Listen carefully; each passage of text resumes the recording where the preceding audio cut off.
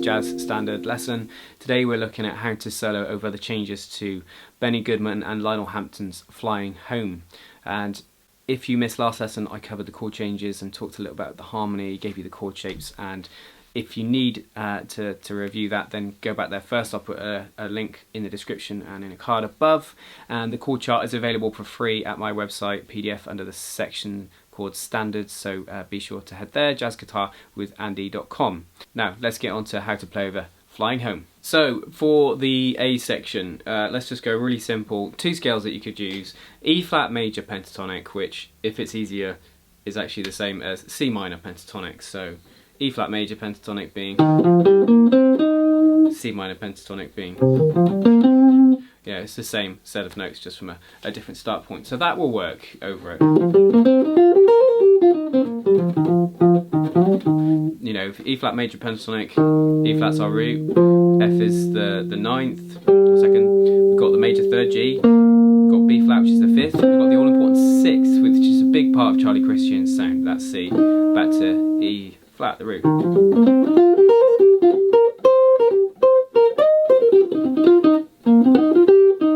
You know, you can use that and you can fill out the gaps, so fill out the gap between the E flat and the F, going up it.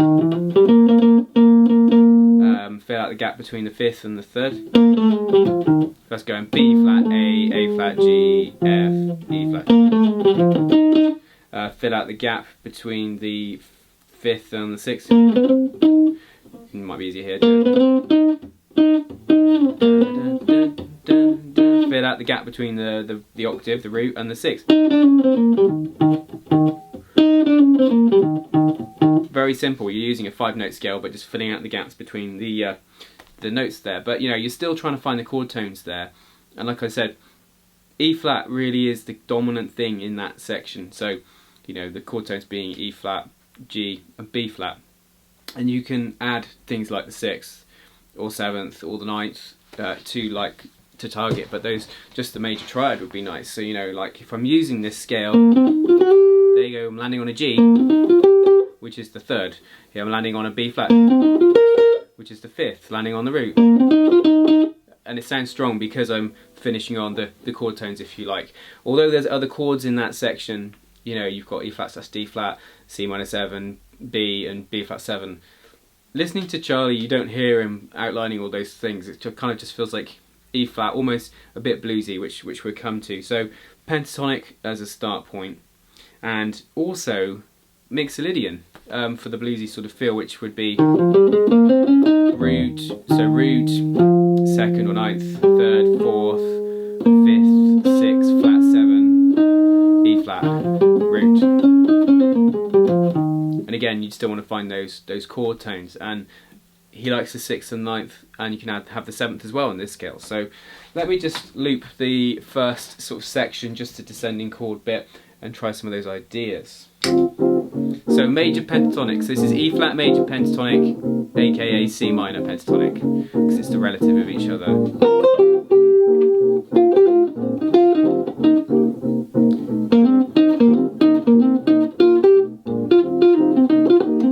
Again, it's placement, like on the ands. That's just an E flat and it sounds great against it. Filling out those gaps. That's going B flat down to the G.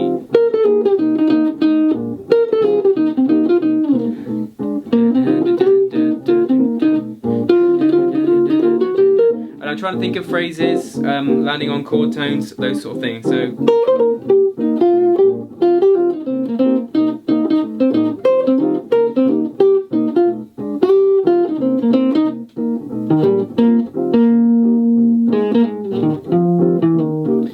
it can work really well, just that simple scale. Mixolydian, here it is up and down, over it, finding it in different places. Then phrase.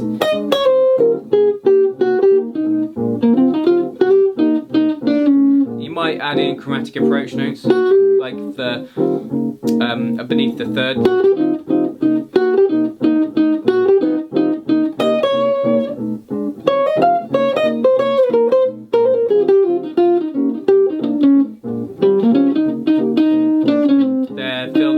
the root and the seventh, gets the bluesy sound. So 2 simple scales: E flat major pentatonic, C minor pentatonic if you want to think of it like that, and E flat mixolydian. Don't worry about all the chord changes, don't go and try and find the C minor 7 and the B and the B flat 7, just treat it really simply.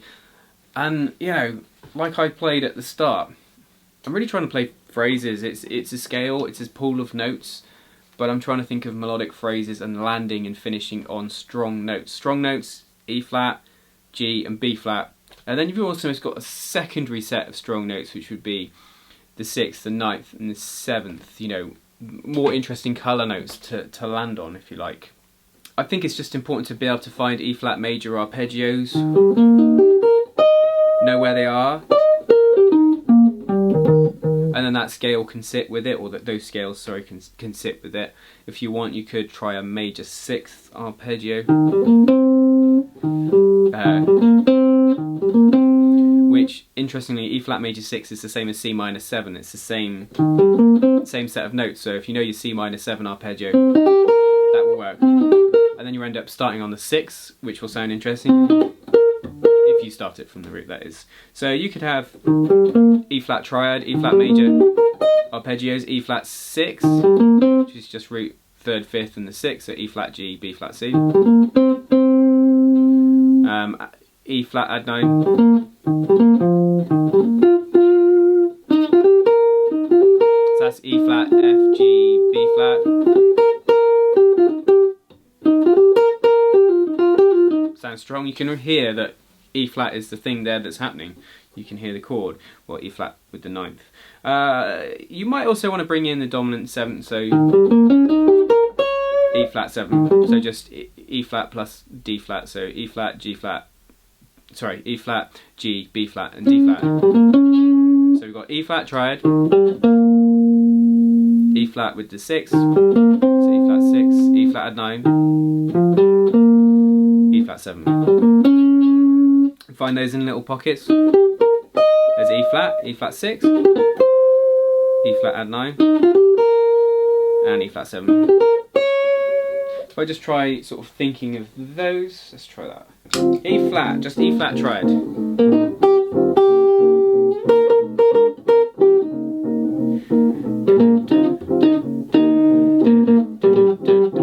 E flat 6. E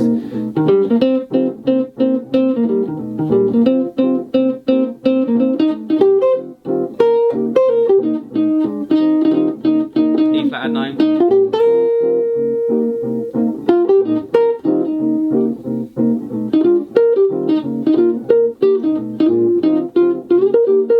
E flat 7.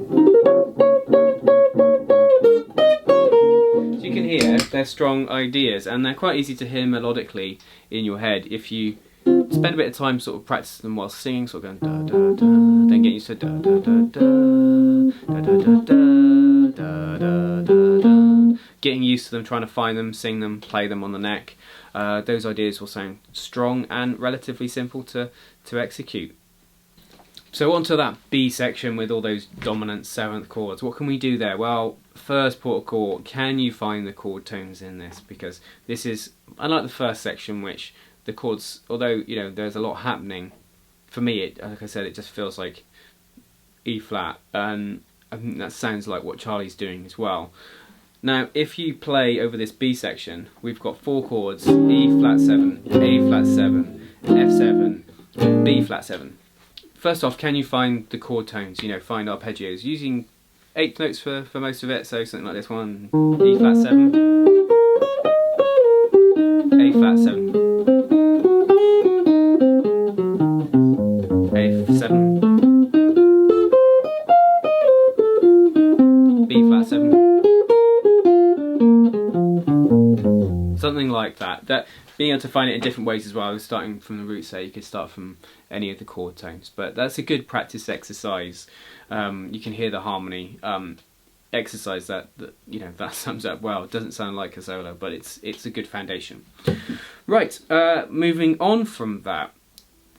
In terms of scales for this section, mixolydian is the natural choice for dominant 7th chord. So E flat mixolydian, A flat mixolydian, Lydian, B flat mixed Lydian. Sorry, I've got a bit of tube rattle happening here. So mixed Lydian scale, natural, easy choice for those chords. But you might be thinking there must, this section could warrant a bit more tension, a bit more interest, a bit more colour. And dominant sevenths are the right place for that.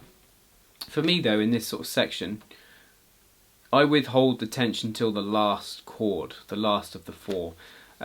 So it doesn't sound too crazy, and then there's a tension point just before going back to the A section. So on that B flat 7 chord, things you could use, you could imply other chords, like I think when I soloed it on at the start, I think I used an augmented something, so that sound. You could always make it augmented 7th, but an augmented arpeggio, you hear that over that, sounds quite interesting. You can make that augmented 7th, so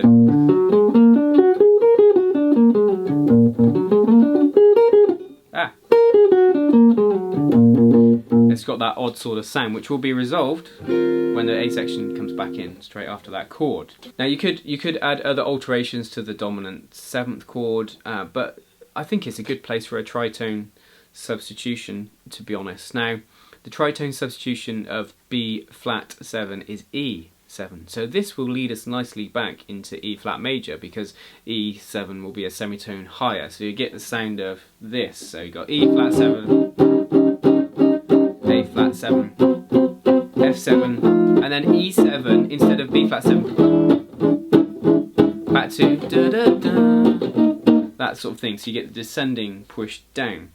So arpeggios would sound like this now. So let's go from the F7, E7, back to E flat.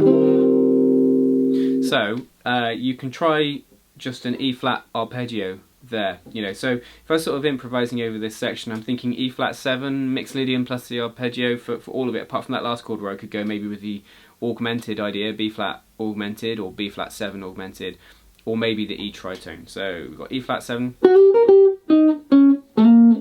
D, A flat 7, F7, augmented. Let's try going to the tritone. So E flat 7 first, 2, 3, 4.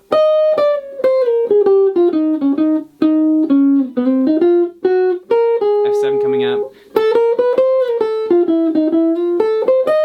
E7.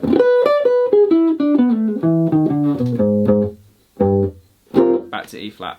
So it's a possible way to get a bit more tension in it. And I think if you hit the chords before that with really tense sounds, yes, I'm sure it could work. But I think it would be easier for you to place it just at the end, create that little moment of, oh, what's happening here, then we pull it back for the A section. One last thing I'd like to show you on that B section is an arpeggio substitution that I like to use, that I think really gets to the crux of Charlie Christian's sound on dominant chords. Now, it is to use a minor 7 flat 5 arpeggio built off the 3rd of the chord you're playing over. So if you're playing over E flat 7, the 3rd is G, play a minor 7 flat 5 chord and you get following notes. So E flat 7 is E flat G, B flat D flat. G minor 7 flat 5 is G, B flat, D flat, F. So in relation to the E flat, it's 3rd, 5th, 7, 9. So like a dominant 9th sound without a root. So you could have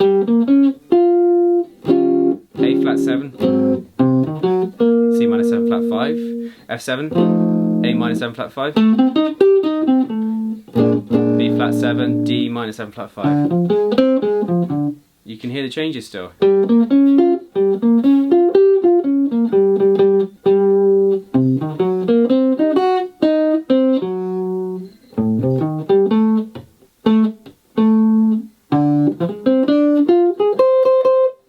So that's one nice arpeggio sub. I've made a couple lessons on Charlie Christian's approach to playing over chords. One that I think would be useful for flying home would be how to play over dominant 7th chords in the style of Charlie Christian, so check the description below and link in the card. If you have any questions or comments regarding today's video, then please leave them below and I'll get back to you. Please hit the like button if you've enjoyed today's video, and consider subscribing and joining me every Wednesday and Saturday for jazz guitar lessons. You can also check out my website jazzguitarwithandy.com for information on lessons with myself, free stuff on there, plus also video lessons available for purchase. Thank you for tuning in and see you next time.